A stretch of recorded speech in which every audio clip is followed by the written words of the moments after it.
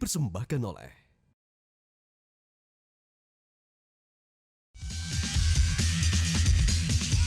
Pemirsa, saya ingin membacakan data terbaru soal tingkat kesembuhan dari novel coronavirus di Tiongkok. Hanya Tiongkok saja itu mencapai 8,2%. Jumlah kasusnya di situ Anda bisa lihat mencapai 40.000 lebih, kemudian meninggal dunia 910 orang, dan yang sembuh mencapai 3.000 lebih. Itu artinya bahwa tingkat kematian novel coronavirus di seluruh dunia itu sekitar 2%. Fatality rate-nya 2%. Jika dibandingkan dengan jumlah yang terinfeksi. Sementara tadi tingkat kesembuhannya untuk di Tiongkok sendiri yang paling banyak ada ditemukan kasus coronavirus itu mencapai 8% sekian. Nah, Dr. Adib, apakah ini menunjukkan bahwa meskipun memang belum ditemukan obatnya atau vaksinnya, tetapi harapan untuk sembuh bagi pasien yang terjangkit coronavirus itu tinggi? Ya, jadi kalau bicaranya terkait dengan evidence base, bahwa dari sekian 40.000 kasus, ya 82% itu mild condition, artinya dengan kondisi yang masih ringan gitu loh.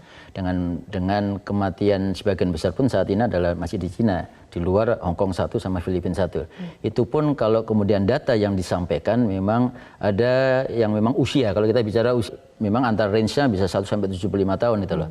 Walaupun ada 1-2 yang 40-an tahun, tapi sebagian besar memang itu dalam kondisi usia lanjut, dan ditambah lagi dengan ada faktor komorbidnya.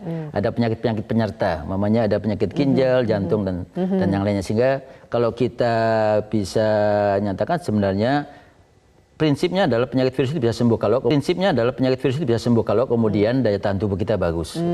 Sehingga artinya pengobatan pun tidak spesifik ada pengobatan tertentu untuk katakanlah untuk novel coronavirus ini, tapi suportif pada saat kemudian itu didapatkan atau ada gejala dan kemudian ditangani secara cepat, maka tentunya efek atau yang kemudian mengakibatkan severe acute respiratory infection atau sepsis itu bisa kemudian dicegah gitu, sehingga tidak masuk dalam kondisi yang berat gitu. Nah, ini yang saya kira tentunya masyarakat juga harus paham bahwa asalkan masyarakat kemudian segera datang ke tempat pelayanan, berobat ke dokter, kemudian nanti berkonsultasi ke dokter, dan kemudian nanti dokter akan berkoordinasi dengan rumah sakit, dan mungkin kalau perlu diperlukan konfirmasi dengan laboratorium, maka insya Allah nanti bisa ditangani dengan baik. Oke, masyarakatnya sendiri harus aware, harus giat untuk mencegah, petugas medisnya juga harus sigap.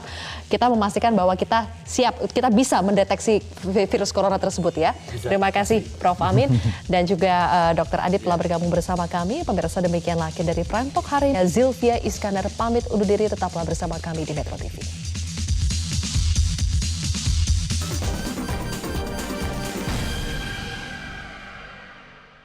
dipersembahkan oleh